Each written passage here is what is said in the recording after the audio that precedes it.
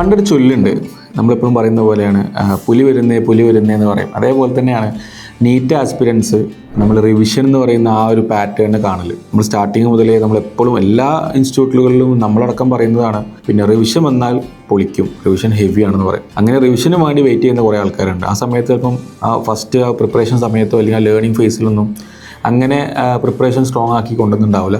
അവരെന്ത് ചെയ്യും, പിന്നെ റിവിഷന് വേണ്ടി കാത്തുക്കും. റിവിഷൻ തുടങ്ങിയാലോ നമ്മൾ വിചാരിച്ച പോലെ എത്ര % മാർക്ക് കൂടും, അല്ലെങ്കിൽ നിങ്ങൾ നോർമലി ഗ്രാൻഡ് ടെസ്റ്റിൽ പിന്നെ 400 ആണെന്നുണ്ടെങ്കിൽ റിവിഷൻ സമയത്ത് 100 മാർക്ക് കൂടും. അങ്ങനെ അതും വിശ്വസിച്ച് അതും പിന്നെ എക്സ്പെക്റ്റ് ചെയ്ത് നിൽക്കുന്ന ആൾക്കാരുണ്ട്. പക്ഷേ അവർക്ക് മാർക്ക് കൂടുന്നില്ല.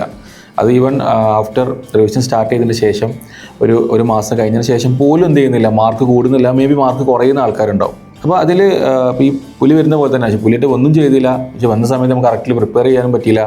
പിന്നെ അങ്ങനെ ഒരു ആകപ്പാട് കൺഫ്യൂഷനുള്ള സമയത്താണ് കുട്ടികളൊക്കെ നമ്മോട് പറയാറ്. അപ്പം ഇന്നലെ ക്യാമ്പസിൽ പോയ സമയത്ത് കുട്ടികൾ ചോദിച്ചു 1-2 ക്വസ്റ്റ്യൻസ് ഉണ്ട്. അത് എല്ലാ ആൾക്കാർക്കും കോമണാണ്. പിന്നെ ഫസ്റ്റ് റിവിഷൻ സമയത്ത് വിചാരിച്ച ഇമ്പ്രൂവ്മെൻറ്റ് വരുന്നില്ല, ഒന്ന്. രണ്ടാമത്തത് പിന്നെ ക്ലാസ് റൂമിൽ പോകുന്ന സമയത്ത് കയറുന്ന സമയത്ത് എക്സാം ഹാളിൽ കയറുന്ന സമയത്ത് പെട്ടെന്ന് ബ്ലാങ്കായി പോവുക. ബ്ലാങ്കായിട്ട് പിന്നെ അവർ തിരിച്ചു വരുന്നുണ്ടോ, ബ്ലാങ്കായിട്ട് തിരിച്ചും കൂടി വരുന്നുണ്ടോ, ഇല്ല അവിടെ തന്നെ ബ്ലാങ്കായി നിൽക്കുക എന്ന് പറഞ്ഞു. ഇങ്ങനത്തെ ഒരു നമുക്ക് തന്നെ ഭയങ്കര കൗതുകം ഉണ്ടാക്കുന്ന കുറേ സിമിലർ സംശയങ്ങളൊക്കെ വരാറുണ്ട്. ഇതിൻ്റെയൊക്കെ പ്രശ്നം ഞാൻ പറഞ്ഞുതരാം. അതായത് നമ്മൾ പിന്നെ +2 എക്സാം കഴിഞ്ഞ് ഒരു പബ്ലിക് എക്സാം ഫേസ് ചെയ്ത ആൾക്കാരാണ്. ആ സമയത്ത് വളരെ കൂളായിട്ട് നീറ്റ് എക്സാം എഴുതാൻ പോയി, പ്രഷറും കാര്യങ്ങളൊന്നുമില്ല, പ്രിപ്പറേഷൻ്റെ ഏതൊരു ലെവലും അറിയാതെ പോയി എക്സാം എഴുതിയ ആൾക്കാരാണ്. നമുക്കറിയാം, നമുക്കൊരു പിന്നെ +2 ആയിക്കോട്ടെ 10ാം ക്ലാസ് ആയിക്കോട്ടെ, നമുക്കൊരു ഏകദേശം 70% മൊത്തം അക്കാഡമിക്സിൻ്റെ ഒരു 70% ഒക്കെ ഉണ്ടായാൽ തന്നെ നമുക്ക് 95% മുകളിൽ മാർക്ക് വരും. ഈവൻ +1 ആയിക്കോട്ടെ +2 ആയിക്കോട്ടെ. പിന്നെ അത് നമ്മൾ നീറ്റ് പോലത്തെ ഇത്രയും ഹൈലി കോമ്പറ്റീറ്റീവായ എക്സാമിൽ പിന്നെ ഫുൾ മാർക്ക് അടിക്കും. കഴിഞ്ഞ വർഷത്തെ തൊട്ട് മുന്നേ മാക്സിമം സ്കോർ വരുന്ന സമയമായിരുന്നു. ഇനിയിപ്പം കഴിഞ്ഞ വർഷത്തെ എടുക്കുകയാണെങ്കിൽ പോലും ഒരു ടഫാക്കാൻ വിചാരിക്കുകയാണെങ്കിൽ പോലും നമുക്കൊരു സബ്ജക്റ്റിനെ കുറിച്ചോ ഒരു കോൺസെപ്റ്റിനെ കുറിച്ചോ ക്ലാരിറ്റി ഇല്ലെങ്കിൽ, പിന്നെ കോൺസെപ്റ്റിൽ ക്ലാരിറ്റി ഇല്ല, അത് 100% ക്ലാരിറ്റി ഇല്ലെങ്കിൽ എന്തായാലും തെറ്റും. അത് വളരെ പല രീതിയിലാണ് എന്ത് ചെയ്യുക, നിങ്ങളെ ബാധിക്കുക. ഒന്ന് റിവിഷനിലെ പിന്നെ മാർക്ക് കൂടില്ല, എക്സാം ഹാൾ ബ്ലാങ്കായി പോവും, പിന്നെ നമ്മൾ മറന്നു പോകുന്നുണ്ട്, അങ്ങോട്ടും ഇങ്ങോട്ടും മാറിപ്പോകുന്നുണ്ട്. അങ്ങനെ പല കാരണങ്ങളായിട്ടാണ് നമ്മൾ എന്ത് ചെയ്യുക, അതിനെ പ്രസൻറ്റ് ചെയ്യുക. ലിറ്ററലി നമുക്ക് ആ സംഭവം വൃത്തിക്ക് അറിയില്ല എന്നുള്ളതാണ്. അപ്പോൾ നമ്മളെങ്ങനെ അറിയാമെന്ന് നോക്കുക. ഞാൻ ഇന്നലെ പറഞ്ഞൊരു കാര്യമുണ്ട്, നമ്മൾ വാർഡനെ വിളിച്ചു. വാർഡനെ ഒരു കുട്ടി പറഞ്ഞു എനിക്ക് ഗോസ്ലോൻ്റെ എന്തോ ഒരു എക്സാമ്പിൾ പറഞ്ഞു. ഞാൻ വാർഡനോട് വരാൻ പറഞ്ഞു. വാർഡൻ നമ്മളെ സ്വന്തം പ്രിയപ്പെട്ട വാർഡൻ വന്നു, ചോദിച്ചു നിങ്ങൾ എവിടെ എന്താ പഠിച്ചു എന്ന് ചോദിച്ചു. പഠിച്ച സമയത്ത് ഒരു പറഞ്ഞത് ഞാൻ BCom ആയിരുന്നു പറഞ്ഞു. അതായത് നമ്മളെ സയൻസ് മേഖലയിലല്ല.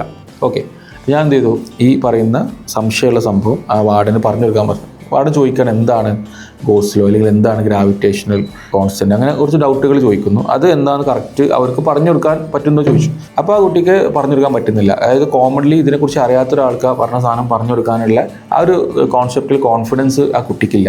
അത് എല്ലാവർക്കും ജസ്റ്റ് നിങ്ങളെല്ലാവരും ഒന്ന് ആലോചിച്ച് നോക്കുക. ഇപ്പം ഒരു കോൺസെപ്റ്റ് നിങ്ങൾക്ക് അറിയാമെന്ന് വിചാരിക്കുന്ന കോൺസെപ്റ്റ് നമ്മുടെ അനിയന്മാർക്കോ അനിയത്തിമാർക്കോ അല്ലെങ്കിൽ ഇതിനെക്കുറിച്ച് വലിയ ധാരണയില്ലാത്ത ആൾക്ക് ഒരു ഫ്രഷ് ആയിട്ട് പറഞ്ഞു കൊടുക്കാൻ പറ്റുമെന്ന് നോക്കാം. അങ്ങനെ ഉണ്ടെങ്കിൽ മാത്രമേ നിങ്ങൾക്ക് ആ കോൺസെപ്റ്റിൽ ക്ലാരിറ്റി ഉള്ളൂ. ആ കോൺസെപ്റ്റിൽ ക്ലാരിറ്റി ഉണ്ടെങ്കിൽ മാത്രമേ നിങ്ങൾക്ക് ഏത് ലെവലിലുള്ള ഏത് 360 ഡിഗ്രി ക്വസ്റ്റ്യൻ ചോദിച്ചാലും നിങ്ങൾക്ക് അതിൽ അറ്റംപ്റ്റ് ചെയ്യാനും അതിന് ആൻസർ കണ്ടെത്താനുള്ള സാധ്യത പോലും ഉള്ളൂ.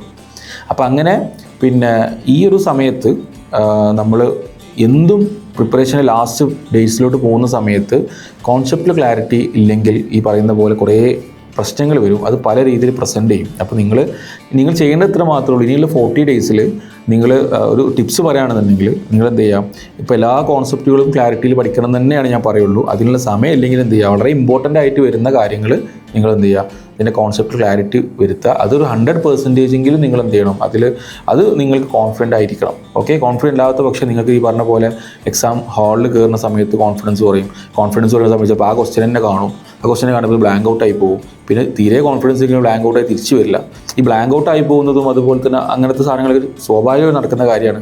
അത് ചിലപ്പോൾ 5 മിനിറ്റ് 2 മിനിറ്റ് കഴിഞ്ഞാൽ ചിലപ്പോൾ ഒന്ന് ഡീപ്പ് ബ്രത്ത് ഒക്കെ എടുത്താൽ നമ്മൾ തിരിച്ച് അതിലോട്ട് തന്നെ വരും. അപ്പോൾ അതും ഇല്ലെങ്കിൽ നിങ്ങൾക്ക് മനസ്സിലാക്കേണ്ടത് എനിക്ക് അതിനെക്കുറിച്ച് വലിയ ധാരണ ഇല്ല, ഞാനതിൽ കോൺഫിഡൻ്റ് ഇല്ല എന്നുള്ളതാണ്. So use these days for making നിങ്ങളുടെ കോൺസെപ്റ്റൊക്കെ എന്ത് ചെയ്യുക, ക്ലാരിറ്റി ഉണ്ടാക്കാനും വേണ്ടിയിട്ട് എന്ത് ചെയ്യുക, നിങ്ങൾ ആ സമയം യൂട്ടിലൈസ് ചെയ്യുക എന്നുള്ളതാണ് എനിക്കിതിൽ പറയാനുള്ളത്.